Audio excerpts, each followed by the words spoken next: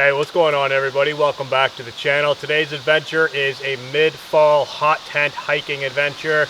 I've got a brand new tent, new to the channel, new to me as well. Took a little bit of time to set up, but it is actually really awesome. Camouflage color, got the sleeping pad, the sleeping bag, and the wood stove in there. I still got a bunch of stuff I need to get out of my backpack. And then I think what I'm going to do is light that wood stove, cook up a hot coffee, and then take the day from there. So let's get a few more things unpacked and get on with that wood stove.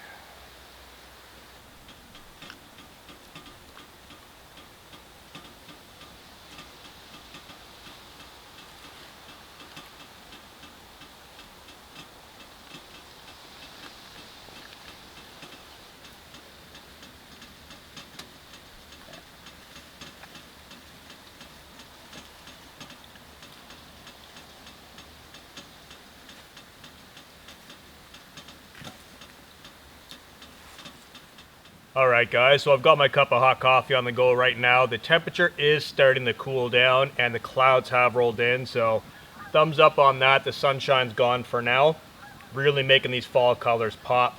So I'm gonna chill out, enjoy my coffee for a little bit. Boomer's inside the tent making executive decisions here, checking out the new tent and the wood stove, you know, nice and warm in there. So I'll be joining him later on this evening. What I do enjoy about this type of shelter is I could be inside and outside at the same time. So if it were to actually rain, I could take that door, pitch it out like an awning, move these stumps underneath of it, and relax outside, inside, underneath the tarp. Kind of cool. So I may do that in a little bit, move some of the stuff in towards the doorway. I'm not too sure if I'm going to be doing an outside fire this evening. There are some pieces of wood around here, but it's been picked over. This is a location that I come to often, and unfortunately other people have started coming here. So there's not a lot of firewood left in the area. I'm trying to burn primarily hardwood, which is why I've been stripping off this bark, is because the hardwood burns really good in the stove and it doesn't spit a lot of embers out of the pipe burning my new tent. So that's the reason why I'm ripping off the bark, is to also help mitigate the sparks coming out of the pipe and the spark arrestor and all that stuff. I really don't want to burn holes in that tent, but if it happens, it happens. It's part of the game. So there are a few pieces of hardwood I could kind of pick out in the distance with my eye. I may go cut some of that, bring it over, and then kind of square up on how much wood I actually have. If I want to split it, burn it indoors, and do an outside fire, I can. Not really a big point of that though. I mean, I can just sit inside and enjoy the heat from that, but sometimes it's nice to just enjoy the snap and crackle of an outside campfire. So, like I said, Boomer's in there, hunkering down. I'm gonna damp that wood stove down so it burns really, really low, because obviously I don't need it for heat right now. I only need it for coffee, and I don't want to burn through my wood that quick. So, cheers guys, let's enjoy some coffee and then go collect some more firewood.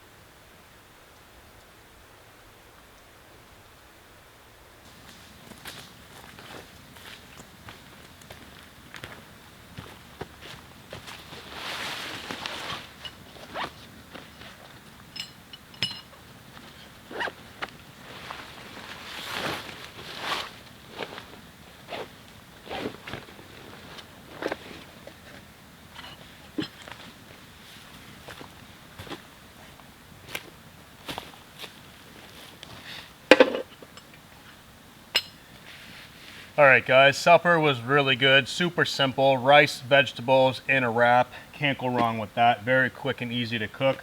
So, spent a little bit of time down by the lake, pretty awesome, but it is starting to get into a little bit later of sunset, and I did gather up a little bit of wood for an outside fire, so I'm going to get this going, and I'm going to do that with flint and steel and char cloth.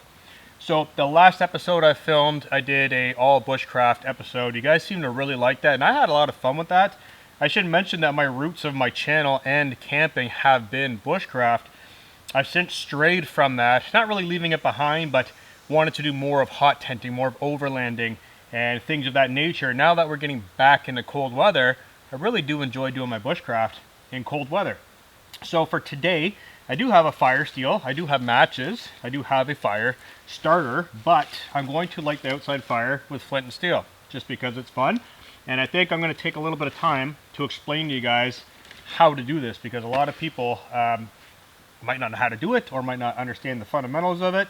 So, very simple. I have a metal container here that I punched a hole in the top, and I made char cloth with an all cotton t-shirt.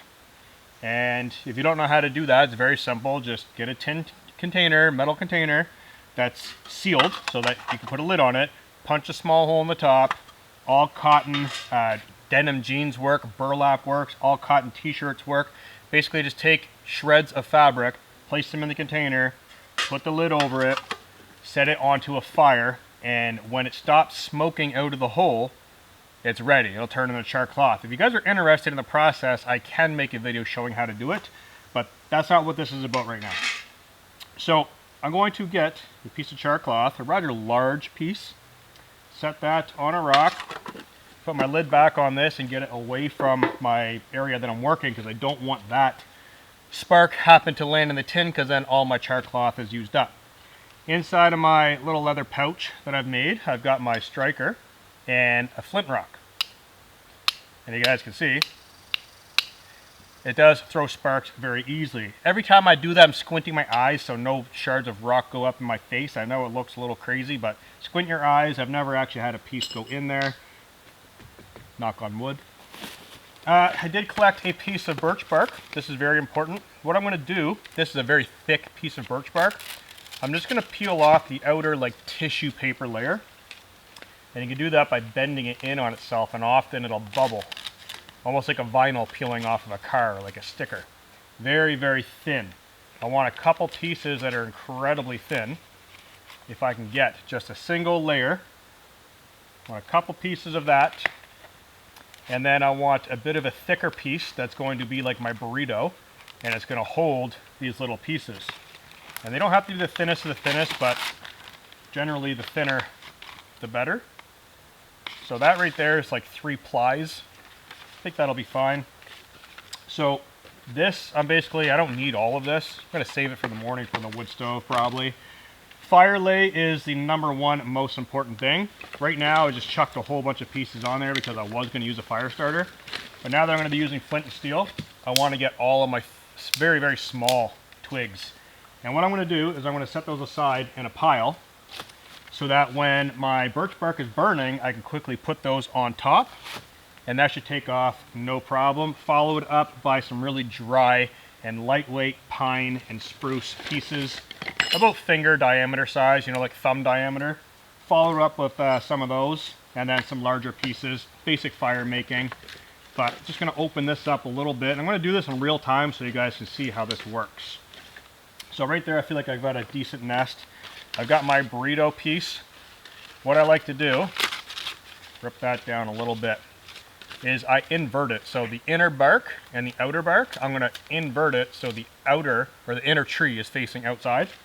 And then what I do, basically rip up a bunch of these little shreds and the really, really thin stuff. Get that all together and place it, I've got 3 pieces of single ply, and place it inside of the inverted burrito. And what I'm going to do is I'm going to place a little rock or a stick on top of that, just to hold it shut for now, because I'm going to put my char cloth in there once I get a spark to land in it. So this part is a part that some people might struggle with. You can take your rock. What I like to do is put the flint underneath of the char cloth, just to the very edge. So then when you go and spark, the spark's going to bounce up and get caught in between the char cloth and the stone. And sometimes it happens really quick. Like they're bouncing all over my pants. A couple pieces just landed on it, but it didn't catch.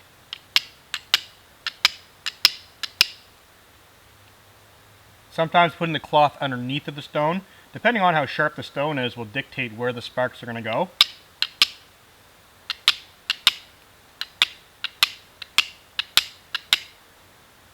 So we'll try it underneath the rock. I don't like putting underneath the rock because generally when you strike off, you hit the cloth and then it just disintegrates. So we'll try a couple pieces or a couple strikes like this. They seem to be going down. Okay, there we go. So one landed on the rock. Faster I blow on that, the faster it's going to burn up. If I don't blow on it, it's fairly stable. So now I've got my other piece of char cloth here. I'm just going to add that to it. Not that I need all of it, but why not? For the film purpose, this will help you guys see it a little bit easier. Take that into our little burrito and wrap it, not crazy tight, but tight enough that it's not going to blow out the other end. And the idea with this is we want to bake. We want to bake our birch bark. Just trying to find where that ember is. Oh, I actually put, no, I didn't. It's still going. I thought I put it out. So we want to bake the birch bark. I know that sounds a little strange. If you blow too fast and too hard on it, you'll burn up all the char cloth. So long, steady, gentle breaths at first.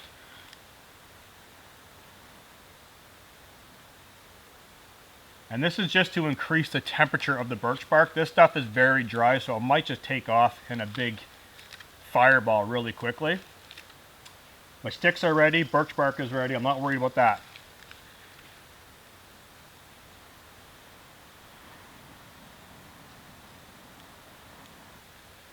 And there you go.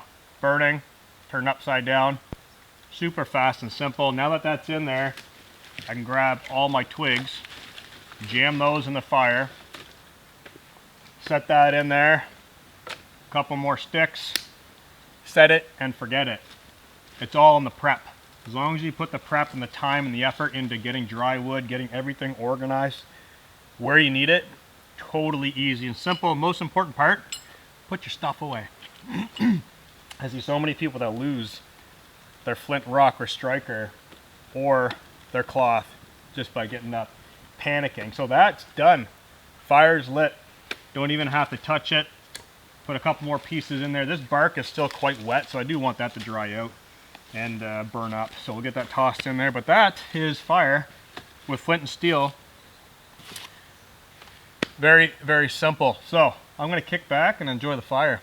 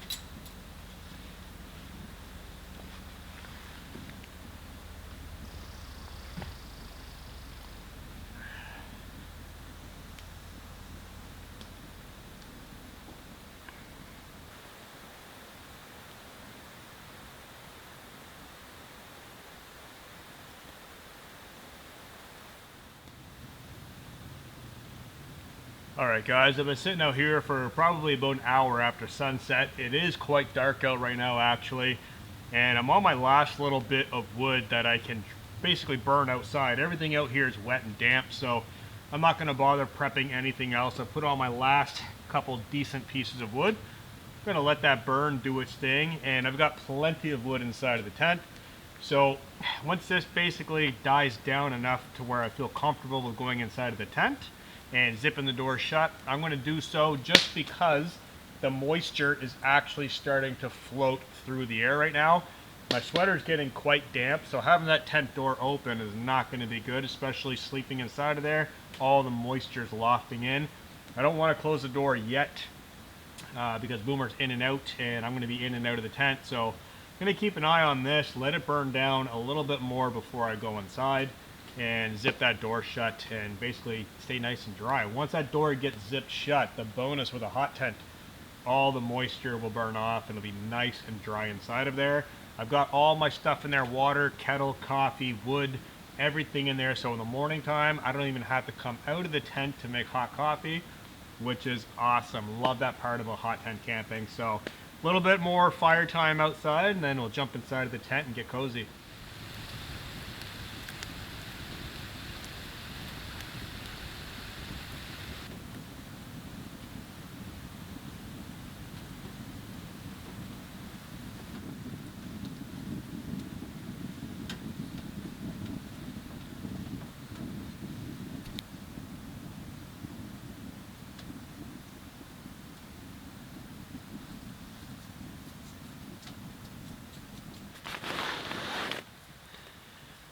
Alright guys, so I'm jumping inside of the tent right now, and two things I want to talk about. One, kettle full of water. This kettle is really neat because I almost knocked it off the stove, and just noticing right now that the handle is built in such a way that when the handle's down, the lid can come off. But when the handle's up, it can't come off, which is awesome. I just noticed the handle is bent in a way that when you pick it up, it can't come off, which is really great because when you're pouring it, the lid doesn't fall off. Minor, but a big thing for me because the lid always falls off and I get burned. Two, more importantly, probably more relative to you guys, is I have my sleeping area set up in this fashion right now. Now this tent does not have a floor. I could pitch an inner tent in here, like bring a one-person backpacking tent, just the bug net, and pitch the inner tent inside of here so it'd be a tent inside of a tent. Right now I don't need to because there's no bugs. So in the summertime I could definitely do that, and I most likely will. But one thing I just noticed is this tent is huge. I'm sleeping this way. I can actually turn my sleeping pad, watch out Boomer, I can actually turn my sleeping pad. Look at how much room. I have a foot on my foot end and about a foot and a half on my head end, which means you could fit two people no problem, or put your sleeping way over there during the daytime and put a table, chair, and stuff in here and lounge, which is pretty awesome. It's actually got me thinking about quite a few things. I'm not going to mention it just yet, but I see a lot of potential in this tent, which I'm actually very happy with. I had no idea it was actually that big until I came back here and looked at the tent. It is massive. So tonight, I think I'm going to sleep lengthwise. It's not going to be terribly cold, and this sleeping bag is rated for negative 18 degrees Celsius. This is the Thermarest Parsec. I'm also using the Amok Fiol 3-season air pad, which is good for me. I can get down to 0 degrees Celsius, no problem. So this is absolutely going to be totally warm enough. I don't need the wood stove for warmth at all. You're basically using it for cooking, drying things out, and enjoying a little bit of ambience. It is nice to wake up in the morning and not have to be bundled up in a sweater. I could literally crawl out of my sleeping bag in a t-shirt with the wood stove going and it be nice and warm and dry in here, no moisture, and then I can cook and do all that stuff. So for this evening, I'm probably going to sleep this way. I normally don't do this because I do not trust my feet not kicking my sleeping bag into my wood stove. So I've learned over the last 10-15 years of hot tent camping to either lay sideways, going this way, or putting my head up at this end next to the wood stove. That way I don't kick my feet into the wood stove. I'm very disciplined in how I sleep, but with Boomer inside of here, I don't really trust him next to that. Now, I'm not going to be having the wood stove burning all night. I'm going to put a piece of wood in there when I'm watching my movie, laying down, doing whatever. Let that burn out, and then I'll go to sleep. So the stove will be cold all night, so I'm not worried about that. But I'm very happy that, one, my kettle lid doesn't fall off, which is great. That's a huge plus for me. And I can sleep this way. This tent has a huge amount of room. So I'm basically going to wrap it up for the evening, get this door shut, get changed into some lighter clothing because it is very warm in here. And the temperature is only going to get hotter once that door shuts. So we're going to call it a night. I'll catch up with you guys first thing in the morning for coffee. Good night, everybody.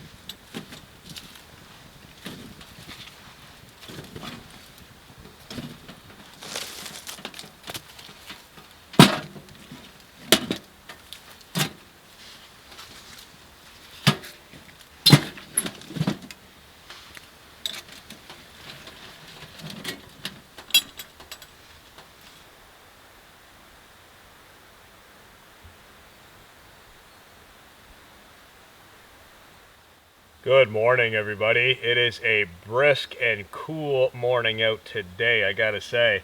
I was outside of the tent briefly, figured why not roll inside of this big shelter up in the heat channel, get the wood stove stoked up, and enjoy some of this heat. It is a cloud-free morning today. The sun is just coming up, the steam is rolling off the lake. There's a huge flock of geese out there just honking away. I woke up here, listened to them, cracked the back door open, looked out, and it was beautiful, like fire mist rising off the lake. So very, very cool.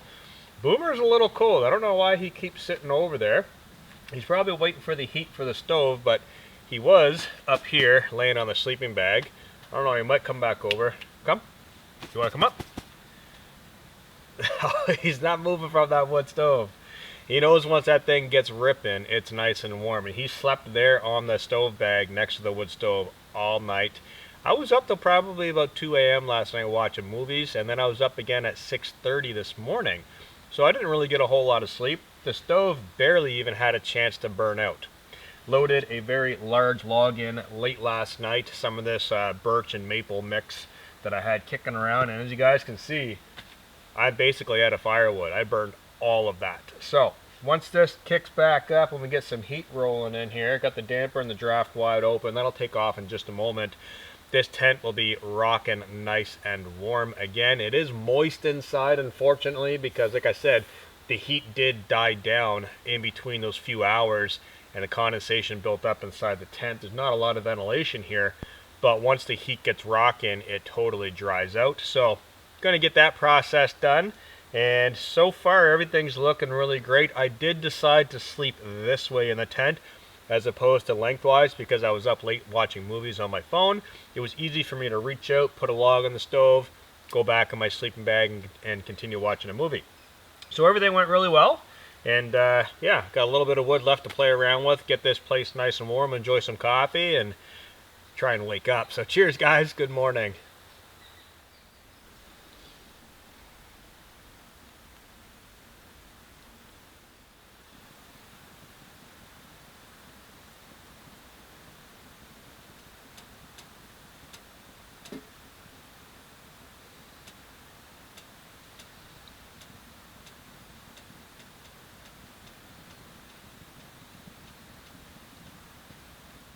Alright, so after chilling out for a little bit, enjoying morning coffee, it is a little bit later in the day. The sun is starting to come up. It is extremely bright right now, and the stove is just about burned out. So I'm going to let that burn out just a little bit more and start packing up my sleeping bag, sleeping pad, all of that gear.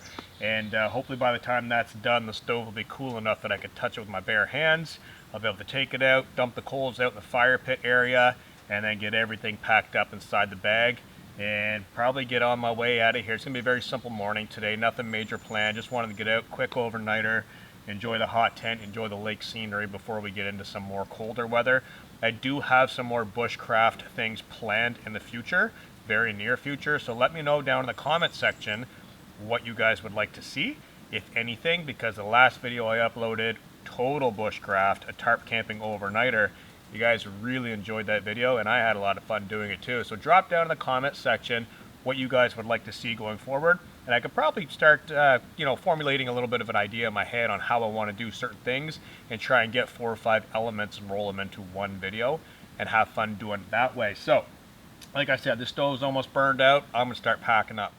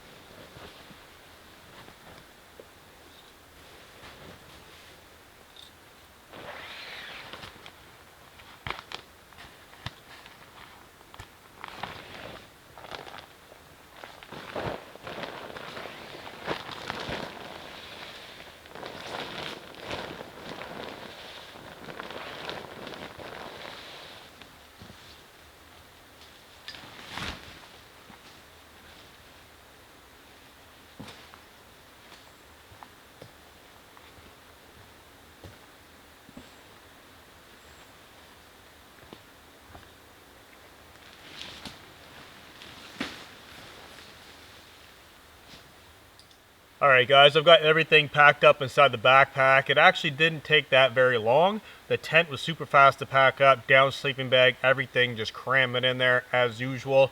And that's the reason why I've been bringing this backpack out a lot lately. This pack is a roll top, holds all my stuff for hot tenting, very easy to cram things in there. On my other non-hot tenting adventures, I use my other pack quite a bit because I can actually fold things in there neatly. But this pack really offers a lot of room to quickly pack things in there. I've been getting asked that a lot, so a roll top bag, in my opinion, the way to go for big, heavy campouts. So everything's packed up in here. That sun is quickly coming up. The temperature is going to rise too today, so I want to get this backpack on my back, get out of here, get home, get the video out to you guys. And until next time, peace out. I'll see you in the next adventure.